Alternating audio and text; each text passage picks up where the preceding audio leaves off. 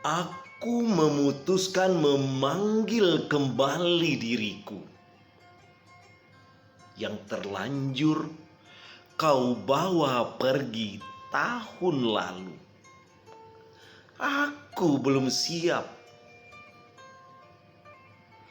Ternyata segala resah selalu menjadi mimpi buruk. Seperti kisah Titanic yang tak berakhir bahagia. Diriku telah pergi bersama paku yang menembus kertas bergambar wajahmu.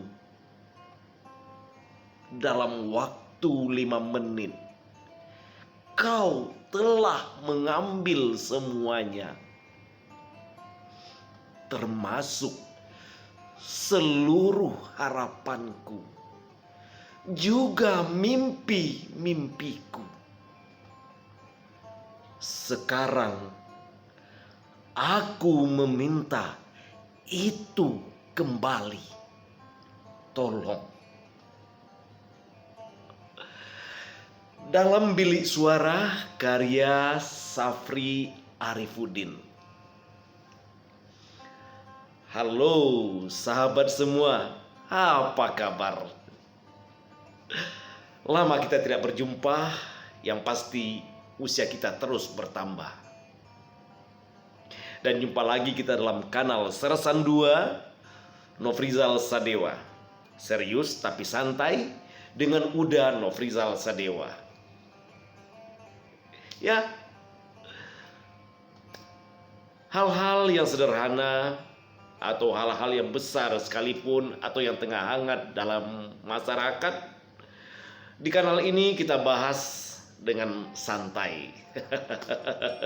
Kita melihat sisi lain, ya.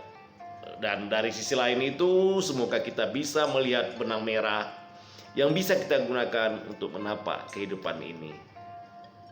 Ya. Dan tadi telah kita buka dengan puisi berjudul Bilik Suara. Ya, ada apa dengan bilik suara? Tentu dong, bilik suara tentu terkait dengan pemilihan, pemilu. Apakah pemilihan presiden, apakah pemilihan kepala daerah? Karena muaranya adalah pemimpin, orang yang memimpin kita. Dan di bilik suara seperti tadi kita serahkan semuanya. Tapi ada banyak kenyataan berikutnya, bahwasannya apa yang telah kita putuskan di bilik suara dalam waktu hanya beberapa menit tadi itu terkadang seringkali tidak sesuai dengan harapan. Ya pastinya karena memang hidup ini harapan selalu tidak sesuai, seringkali tidak sesuai dengan kenyataan gitu. Ya itulah hidup gitu kan. Nah sebetulnya ini logika yang paling sederhana yang harus kita pahami. Tapi kita sering lupa itu gitu. Jadi di bilik suara ketika kita memutuskan sesuatu, kita seolah-olah sudah mendapat orang yang paling tepat. Dan kita berharap ketika orang yang paling tepat itu ditakdirkan untuk menang atau memimpin kita, akan berbuat sesuai rel yang berlaku, aturan yang berlaku. Seharusnya memang begitu. Tapi bagaimana kalau ternyata orang yang kita titipkan amanat itu atau orang yang kita harapkan untuk bisa membuat kebaikan itu tidak sesuai dengan apa yang kita harapkan, atau malah bergabung atau merangkul orang-orang yang tidak kita inginkan, orang-orang yang kita tidak sukai. Terang aja kita semua kecewa kan, kita semua marah. Tapi itu wajar saja. Karena kenapa? Karena tingkat kita dalam memahami hal itu belum sampai. Karena bagaimanapun juga ya, politik segala sesuatunya selalu ya yang akan bermuara pada rakyatnya. Kita rakyat yang paling bawah ini yang merasakan dampaknya langsung gitu. Seperti di negara kita ya, dalam 10 tahun terakhir bangsa ini seolah terbelah. Seolah dikapling kelompok A, kelompok B gitu kan. Satu kelompok merasa benar, satu kelompok dikatakan tidak benar, yang ini mengatakan benar, yang lain tidak benar. Ya, dan di mana kita berdiri? Saya dari awal ada gejala seperti ini selalu mengatakan, ya. Kenapa? Karena kenyataannya kita seringkali mempertahankan atau berupaya menyampaikan, meyakinkan orang lain bahwa pilihan kita adalah yang terbaik. Pilihan kita adalah yang paling hebat, yang paling benar, yang paling segalanya. Dan yang bukan pilihan kita adalah yang segalanya juga. Tapi yang jeleknya, begitulah yang sering kita lakukan. Itulah yang sering terjadi. Akibatnya itu, pada lapis bawah kita sering gontok-gontokan. Dari teman akrab menjadi renggang, bahkan dari saudara pun bisa pecah. Ada juga suami istri beda pilihan. Hebat kan? Sampai lupa kaidah kalau dalam orang Islam suami itu adalah pemimpin, istri harus ikut suami. Tapi dalam konteks saat ini bisa saja beda.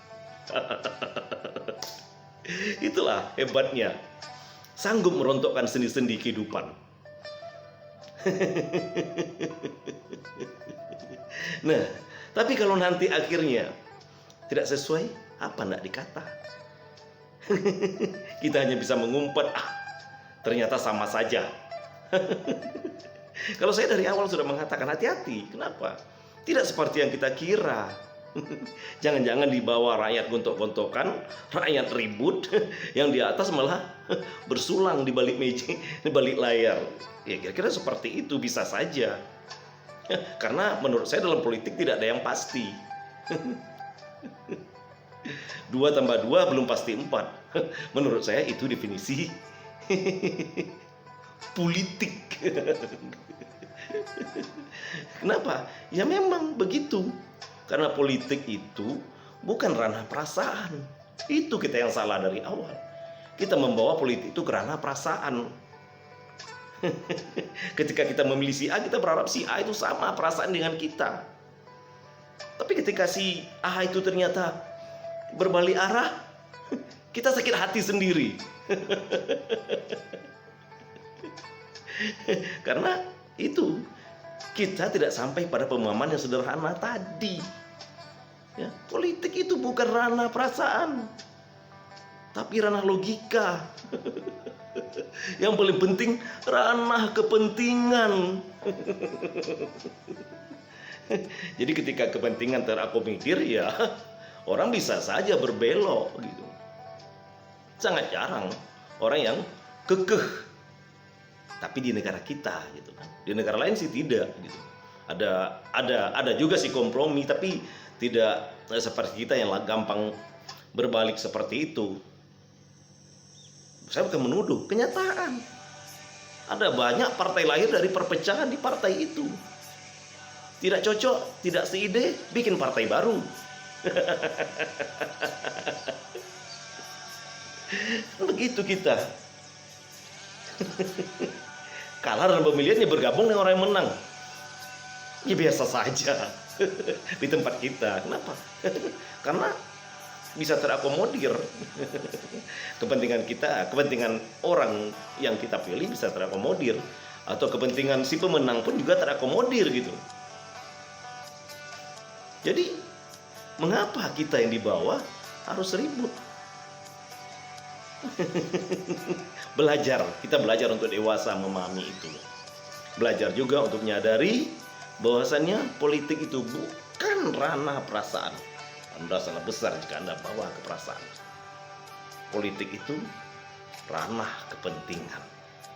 Bisa saja sekarang si A yang berlawanan dengan si B, besok si A berkawan dengan si B. Tak ada musuh yang abadi, yang ada kepentingan yang abadi.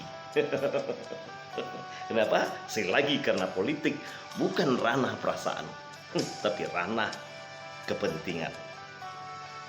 Ingat, setiap orang ada masanya, dan setiap masa ada orangnya. Selamat malam, Indonesia.